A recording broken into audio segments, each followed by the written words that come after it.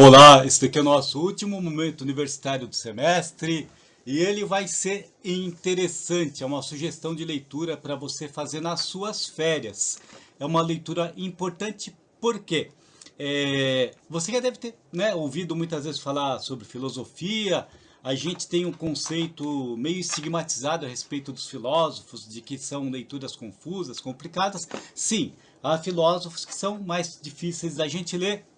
Aqui no caso, é uma leitura do Sartre, tá? Então o autor fala nesse livro, o título é Ser Livre com Sartre, e Sartre ele tem alguns livros importantes, entre eles um que é O Ser e o Nada. Esse livro ele se orienta muito pelas teorias baseadas nesse livro, tá? E é bem legal. Eu espero que você acompanhe para falar a nossa vida é filosofia, tá? O que é filosofia? Quando você decidiu escolher a FAM para estudar, é uma forma de filosofia. Quando a gente tem uma dialógica com alguma pessoa, tem uma reflexão dialética, né? O que seria, por exemplo, em teoria, né? Em teoria eu poderia escolher alguma universidade, tá? Por outro lado, tem uma antiteoria, uma antítese. Não vou escolher, vou escolher a outra. Aí você fala, poxa, então vou pensar em uma universidade que tenha aula em tempo real, porque eu preciso ter aula que esteja atualizada, né? Eu não vou para uma faculdade para ver uma aula gravada que está ali gravada há um ano, o conteúdo está totalmente ultrapassado, não faz sentido, né? Não poderia nem ser chamado de universidade, né? Poderia se chamar de um cursinho, né? Eu tenho conteúdos gravados há 5, 6 anos, quando eu assisto eu vejo que tem algum sentido, mas eles já ficaram ultrapassados. Filosofia é isso. As escolhas que nós fazemos na nossa vida têm cunho filosófico, mas a filosofia impacta de outra forma. O seu bem-estar, como você se sente consigo mesmo, né? Como que você se enxerga diante do mundo, se você se sente confortável, se você se sente feliz, realizado, realizada, se você sente paz, alegria, tudo isso é uma forma de viver filosoficamente, né? Você já deve ter ouvido falar, determinadas religiões são uma filosofia de vida, né? A filosofia da vida daquela pessoa é tal. Então, eu vou pegar aqui alguns pontos que são desse livro para o nosso momento universitário, tá? Em primeiro lugar, um ponto importante é que nós temos que ser responsáveis por nossas escolhas e ações. E nós somos responsáveis. Não sei por que, em algum momento da história, né, principalmente, acho que na nossa cultura isso é muito presente. Nos ensinaram a atribuir para elementos externos ou para outras pessoas, entidades, instituições, o motivo e a causa dos caminhos da nossa vida. Óbvio, você deve falar, professor, uma pessoa que nasce muito pobre, que os pais têm problemas, né? De repente o pai é um pouco agressivo, a mãe é ausente, óbvio, isso impacta demais na nossa vida. Ah, um governo que não tem políticas de educação, um governo que não tem políticas de saúde, impacta na nossa vida, obviamente. Mas nós temos que atribuir uma boa parte, uma maior parte de tudo que acontece conosco é nossa responsabilidade. Algumas coisas nos impactam independente da nossa vontade, independente das nossas ações. Mas o caminho que nossa vida vai seguir a longo prazo depende total e plenamente de nós. Por exemplo, vamos supor que nós vivemos numa sociedade em que você, hipoteticamente, não tivesse tido a mínima oportunidade de estudo, né? Mas se você percebe hoje, por exemplo, no Brasil tem o EJA, né? Educação de jovens e adultos. A pessoa pode frequentar, não tem nenhum custo. Uma pessoa pode estudar por conta própria. A pessoa pode escolher uma universidade que caiba no bolso dela. Quando não cabe no bolso dela, ela pode começar a trabalhar, pode começar a fazer os seus esforços. Vai ter que abrir mão de alguma coisa em algum momento? Vai, né? Não vai poder comprar uma roupa de marca, de repente, não vai poder comprar um smartphone de última geração, não vai poder gastar numa balada, mas vai estar investindo na sua educação. As escolhas, elas dependem muitas vezes da gente abrir mão de algo, né? E quando nós abrimos mão de algo, nós estamos sendo totalmente autossuficientes. O não escolher por algo para poder realizar outra coisa é um forte poder de liberdade. Isso é ser livre de uma forma ou de outra. Porque se eu preciso seguir um determinismo de papel social, né? Então existe um papel social. Uma família, ela nasceu em determinado ambiente em que todas as pessoas ali estão acostumadas, mesmo que aquilo custe quase todo o seu salário, andar só com roupas de marcas conhecidas, mesmo que aquilo custe quase todo o seu salário, tem que estar sempre renovando o seu carro, e os filhos vão seguir por esse caminho. Se não tiver muito sucesso social, vai acabar utilizando todo o seu salário somente para poder impressionar outras pessoas. Obviamente que se você tem bastante poder econômico, isso é completamente indiferente. Eu tenho conhecidos que pode se dar o luxo de andar com um carro de 1 milhão e aquilo é irrisório para ele. Enquanto eu tenho amigos que estão andando, obviamente, somente de transporte coletivo, porque estão investindo, ou investindo na melhoria das suas casas, ou investindo na educação dos filhos, ou investindo na sua própria educação. Então são escolhas. Quando a filosofia traz isso por meio da leitura do Sartre, estamos falando que nós não podemos ficar nos escondendo através dos nossos papéis sociais, né? Muito menos ali justificar um comportamento sempre em torno de que porque nasci em tal bairro, então é isso. Por isso que eu não consegui ocupar uma posição. Ah, eu nasci em tal família, por isso que eu não posso ter uma carreira profissional, porque não. Depende muito do nosso esforço, obviamente. Há casos, sim, em que a condição que a gente está nos impede de fazer muitas coisas, né? Outro ponto importante é que a existência precede a essência. Nós nascemos num ambiente, seja como seres humanos, né, filogeneticamente, com nossas condições de capacidade, de limitações, nossa forma, nosso jeito de ser. Nós herdamos ali do inconsciente coletivo algumas questões que são inerentes à nossa espécie e também do aspecto ontológico, da construção ali do meio ambiente, do ambiente de cultura, do imaginário social. Muito do que a gente vivencia já está pré-determinado. A gente nasce numa família, se essa família segue uma orientação religiosa, necessariamente nós já não temos nem liberdade na nossa infância de ter uma escolha religiosa. Nós somos impelidos, obrigados a seguir aquela religião que a nossa família nos impôs. Se a nossa família tem determinado hábito comportamental de interpretar o comportamento da relação das pessoas, aquilo nos foi imposto. Então, não temos liberdade alguma em alguns momentos. Nós chegamos, tem um ambiente formatado, colocam a gente numa forma, né? E obviamente a gente vai crescendo. Quando a gente vai crescendo, a gente não cabe mais nessa forma. Ou seja, a gente passa pela pré-adolescência, chega na adolescência, adolescência é aquele momento de oposição, em que as pessoas contestam tudo para conseguir construir sua identidade, né? Demonstrar que é a sua liberdade, e a partir disso você vai se tornando antiaderente. Você tem que começar a partir desse momento que não colhem mais etiquetas em você, que não colhem mais rótulos em você, nem em mim, nem em você, né? Então, não há garantias, mas podemos ser autênticos. O que significa que não há garantias? O mundo não oferece nenhuma garantia. Só há garantia, por exemplo, para um passarinho. Ele está numa gaiola, né? Ele tem comidinha, tem aguinha, o dono vai lá, tira papelzinho com o cocôzinho dele e ele continua ali, está garantido, até ele ficar velhinho e não existir mais. Alguém que está preso. Enquanto essa pessoa está presa, se estiver numa solitária, tem garantia. Ela vai receber água todo dia, alimentação todo dia, né? Tem suas necessidades básicas atendidas. Então, leva-se muito em consideração aquela máxima do Bauman, né? Liberdade ou segurança. Quando o ser livre, ele não pode ter garantias. Toda decisão que eu tomo, ela pode dar certo ou não, mas eu tomei essa decisão. E assumir essa responsabilidade da escolha e ação é muito importante, sem arrependimentos, sem se congelar, porque acertar e errar faz parte do nosso processo de desenvolvimento humano. Eu não cheguei até aqui acertando, errei bastante, acertei e vou errar bastante, e com certeza depois de errar muitas vezes, acertar outras, daqui 3 ou 4 meses eu vou ser uma pessoa que vai saber um pouco mais do que quem eu sou hoje. Mas para isso eu vou acertar e vou errar. Daqui 1 ano eu vou ser uma outra pessoa. O André que dava aula há 3 anos era completamente diferente de quem eu sou hoje. Errei, acertei, aprendi, me transformei. Que vantagem que a gente tem nisso?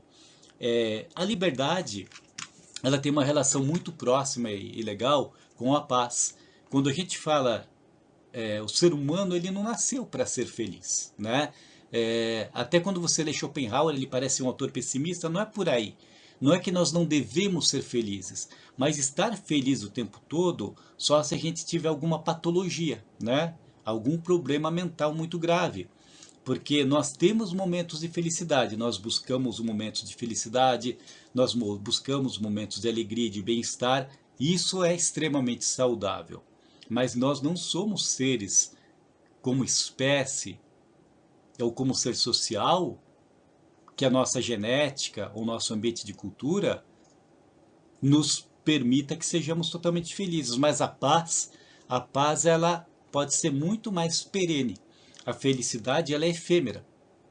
A felicidade ela é volátil. A paz pode ser muito mais perene.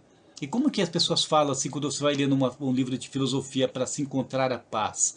A paz ela se dá muito a partir do momento em que nós não dependemos mais de ser quem somos a partir do olhar dos outros. Essa palavra outros ela é utilizada também por Lacan em um outro contexto, mas praticamente com o mesmo sentido. Sartre nos traz esse pensamento. E para que a gente você não seja um profissional, porque estou seguindo esse caminho porque meus pais esperam. Estou seguindo esse caminho porque vou ser mais respeitado ou respeitada por isso. Estou comprando essa roupa porque vão me respeitar. Ah, vou me endividar e comprar um smartphone de última geração porque vão me respeitar mais. Vão nada. Ninguém vai te respeitar mais porque você tem um smartphone de última geração. Vão fingir admiração. Respeito nenhum. Ninguém é respeitado por um objeto que tem. Pode ser que as pessoas olhem e julguem e no imaginário dela pensem que você ganha mais dinheiro. Mas isso não significa que você é uma pessoa melhor. Quantas pessoas desonestas ganham muito dinheiro?